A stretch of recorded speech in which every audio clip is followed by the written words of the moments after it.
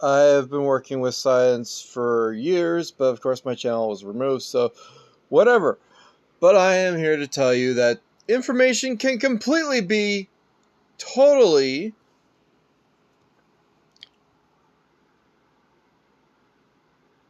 erased. For some reason, scientists believe that it's impossible. I can actually use this method for now. This method. For some reason, scientists believe that it's impossible for material to be completely destroyed. It's always turned into something else. But we talk about black holes, and it seems to be an information paradox that stuff is actually getting completely destroyed, and nothing in comparison is remaining.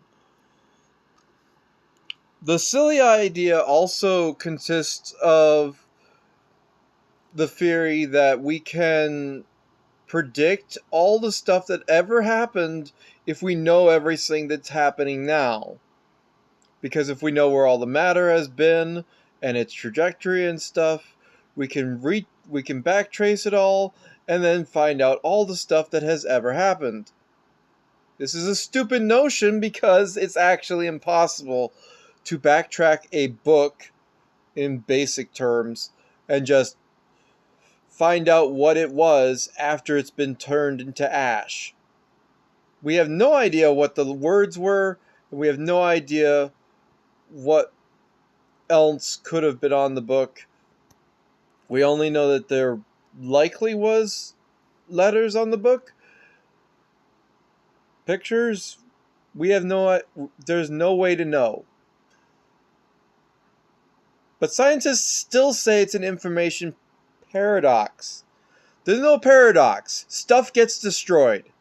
Get over yourself. Please. It's disturbing. When I hear people talk about the information paradox, it's because they are not creationists. But also, they don't believe that matter can be created in an artificial or a natural way. Matter can be created. That's the good news.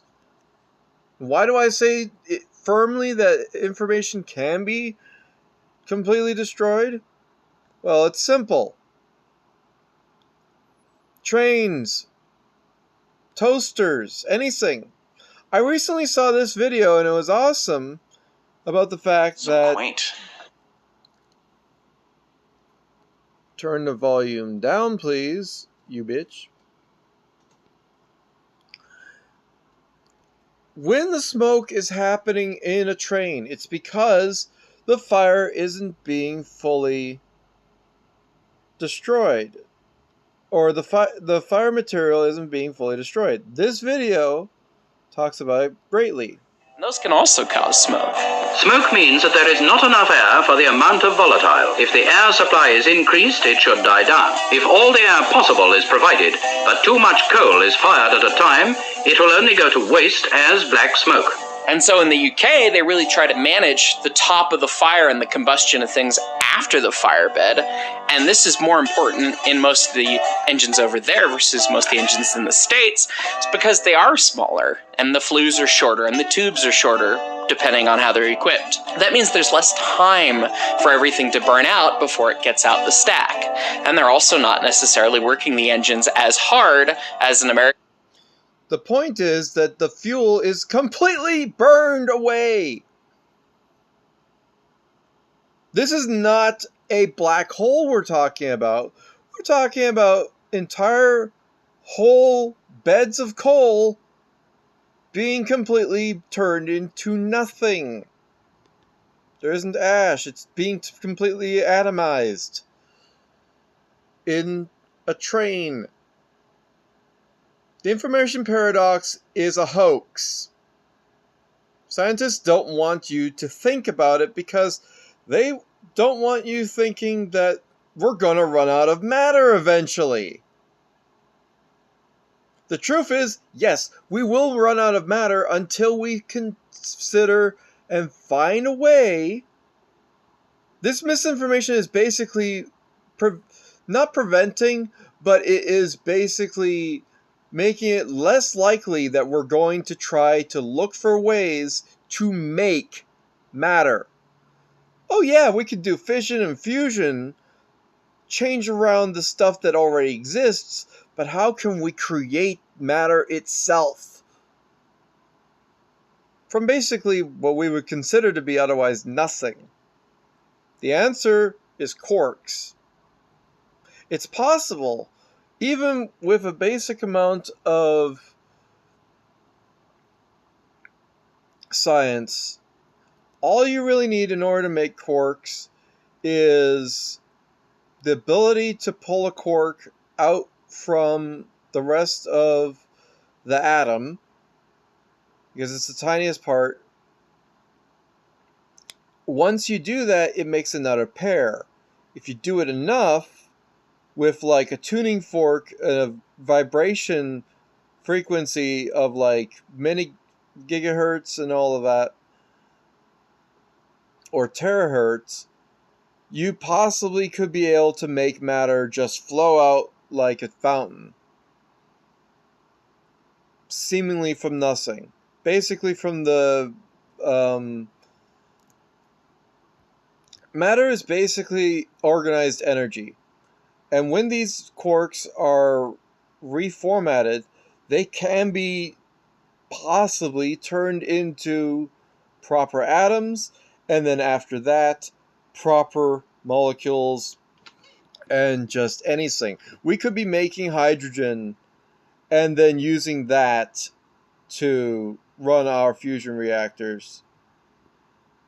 After that, we have literally the ability to fuse them into all sorts of matter, and we can melt them and turn them and transform them into whatever matter we want through chemistry and alchemy and whatever else. We've had the ability to do this for literally over 100 years. All it takes is the right kind of frequency and the ability to control how a quark moves. Now, the thing is, how do you hold a quark?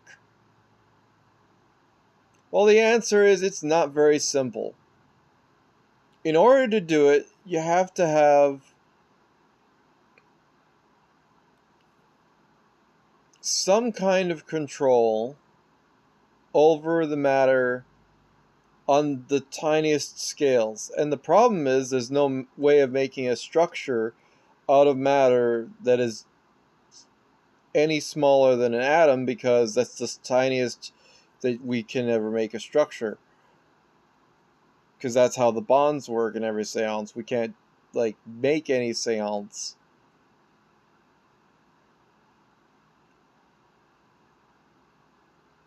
But I think there's a way with sound.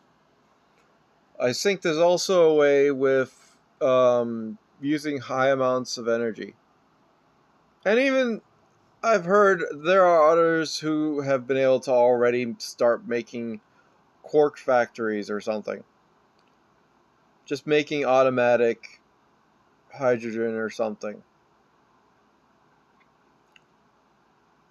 Literally seeming out of nothing. This is not pseudoscience, this is just really unlikely science. Meaning it's basically as unlikely as seeing a black hole evaporate completely. It'll happen just in 1 trillion years. Or quadrillion years in some cases. But what if we manufacture a black hole and then let it evaporate? Well, then it happens a lot more likely. Similarly, we can make matter.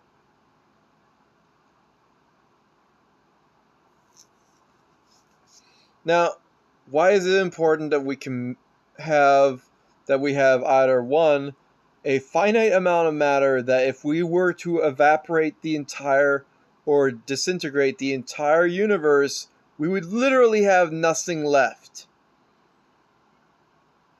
If we kept one planet capable of making matter, would we be able to rebuild the entire universe?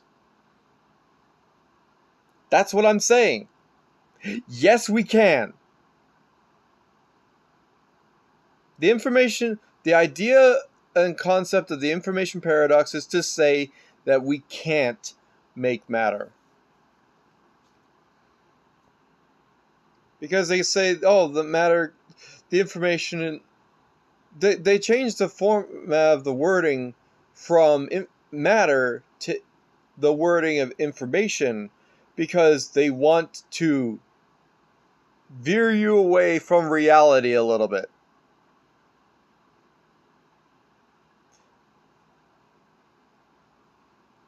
There is literally no way, once something goes into a black hole, you could ever get the information out of it again. If you burn something completely, you will never find out what it was again. The ash could have been made, even if you could find out what kind of ash, like, yeah, you burn something to the point of ash, you could find out maybe what it might have been, but you wouldn't be able to tell exactly. Like, if you burned, like, specifically one house versus another house, you'd have no idea the structure of the house. Or if you burn one person versus another person, you'd have no idea the structure of the person. It's impossible. But the fact that you could burn something to its entirety and it would just not have anything remaining means there has to be a way to make matter. The sooner we get on that, the sooner we will be beyond nuclear fusion and into some actual, like, good power creation. And matter creation. Also, the fact that we can make matter means that we can go to space and we don't have to worry about taking stuff with us because we can make it as we go. Literally, I'm talking about, like, the idea of what we could consider to be a replicator. Yeah, no, that's possible. The only difference between a regular replicator and what I'm able to imagine us actually doing is that making matter, I'm looking at you with this eye, making matter means that you can make the building blocks, and it's like making all the material for the 3D printer, and then from there on, you can make 3D printed materials of all sorts of types, polymers and whatnot, but you can also literally just make, like, all the stuff that is also necessary, like any molecules, any atoms that you want. Eventually, have enough of the materials, you can resequence them into whatever else, and it would be a whole process. But you would be able to literally just make organic matter just the same. There's no difference. Just have to feed it to a plant, and then there you go. You have more plant matter instead of plastic or whatever else you want to make. Or basic hydrogen, you know what I mean? It's simple.